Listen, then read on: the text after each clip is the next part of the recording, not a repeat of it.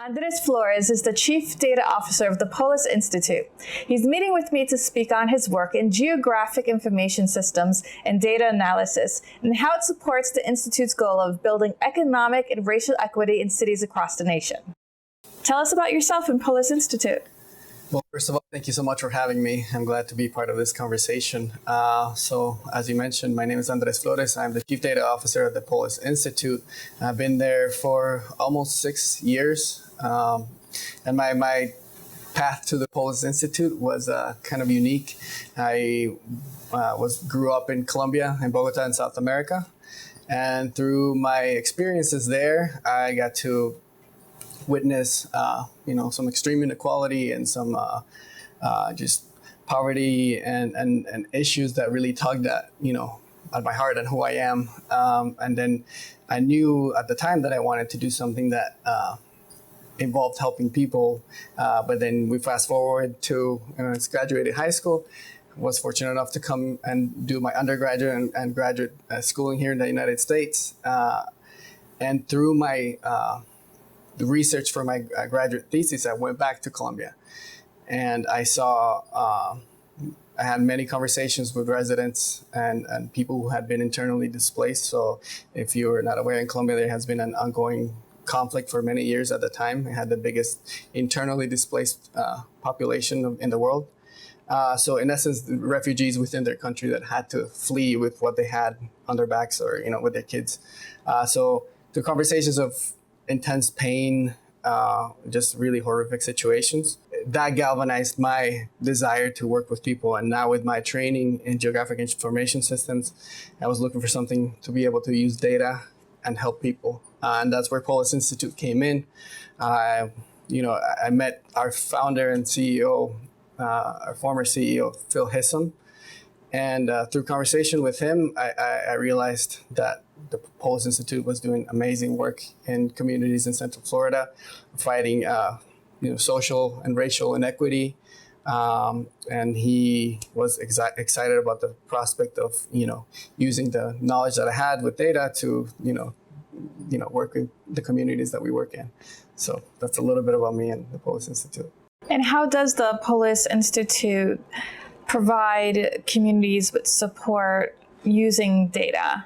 That's a great question. So I think for the Polis Institute, we ground our work in the belief that there are assets everywhere you go. Every community that we work in, there are assets there, whether it's people, entrepreneurs, relationships that they have, social capital, the familial relationships that are there. There's so many assets that, first of all, it's a job of identifying where all those assets lie and then thinking through and looking at the world through that lens of, how are we going to leverage the assets that already exist in place? With that said, then we look for partners that have a similar mindset. So we partner with universities, foundations, municipalities, and other nonprofit to create targeted data-driven solutions for the specific issues that we're looking to address. So to give you a specific example, we've worked in the past with UCF, and with them we've created an interactive data portal for the community of Paramore. And that portal has hundreds of thousands of data points. So we did extensive research, compiled it all, built an accessible tool that was meant to be used by the residents as well as stakeholders and other organizations. So then our residents were able to use that tool to empower their work in their own community. So they used data-driven proposals to what they saw needs in their own community, used the data that was available to them. It was their data, and they used that to fund proposals, for community improvement projects. That's one of the ways we've partnered with other organizations to create a food insecurity dashboard. We've, kind of tracked the distribution and where food should go during the beginning of the COVID pandemic. Some other data work that we have, if you go to our website, you can see there that Neighborhood Opportunity Index. That is a 7-county micro data area, in essence, where you can zoom into the neighborhood level and find out demographic information, income, education, if you want to compare. And in essence, you can use that as a tool to see areas where there is more opportunity to areas where there's less opportunity in that 7-county area. For that example that you used in Paramore, what were the data sets that you were collecting? So the Paramore has, as I mentioned, that we categorize them in a few different buckets, from economic data. We had transportation access.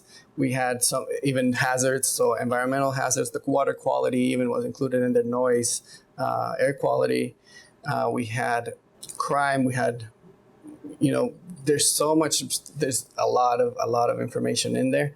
We created 2 pieces for that. One that was a generalized view that was more readily, easily accessible, where you can click on the neighborhood of a block group within the Paramore and see general information about economics, about healthcare access, about these things. But if you want to dig deeper, you can go as deep as you want in there.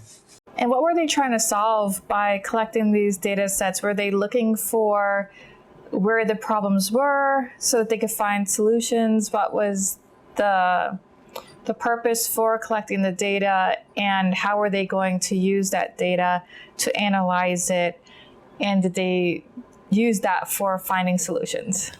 Yeah, for sure. So definitely the entire purpose and goal of that project was to be able to provide a tool to residents that they have access to. It is data that's everywhere, so we wanted to compile something that was accessible and that was complete, that was thorough. So that tool was used for, residents to find, to back up their ideas as to what they see is happening in the community. Is like, hey, now I have the data to back up what I do see that's happening. The final goal of that project was to have residents apply for the money that they had allotted for grants, involve them in the process of using data in decision making and improving grant applications that way.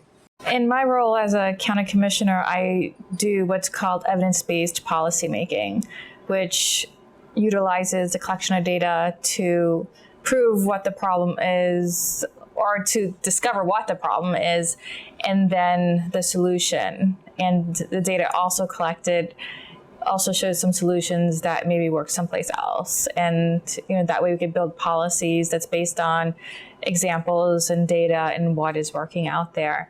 Do you see a lot of perhaps government agencies, policymakers using some of the data that you're providing to do something like that? I think so. I mean, that tool is openly available for anybody who wants to access it. So I do definitely think that that's a tool that can empower decision making at that level for sure. Because your platform is open to the public and for neighborhood and residents to able to utilize, it's empowering neighborhood leaders to be able to use it and solve some problems in their neighborhoods. Correct. That's for that specific project. Like I say, it depends on the partnership that we have and the project that it is. We'll create a targeted tool for what that specific question is, or the specific set of questions that we want to answer through that partnership. Is the data that you use data that you're finding from the census or other data collecting agencies? How do you get your data? Do you try to also collect your own data? In essence, we do collect our own primary data. Every year we do community surveys in certain communities. That work is done through partnership with residents. So we seek to hire between 50 and 100 residents every year. They're an essential part of what we do. We refer to them as community research engagement assistants, but in essence, we hire from within the communities. So we also offer everyone who works for us, competitive pay, and we want to make sure that they have access to our leadership training course that is called Propel Greenhouse. We offer that to those 50 to 100 residents that we hire on a yearly basis. How can the community support Polis Institute and your efforts and the work that you're doing? An important way that they can support us is just by donating. They can go to our website, growopportunity.org, and there, like as I mentioned, we pay out of our pocket for those 50 to 100 residents to go through that, 'Propel Greenhouse training. So, if you choose to donate, that money is going directly into, residents that are being, improve their own lives and just, acquire skills that are going to carry beyond, whether they or not they choose to stay with us.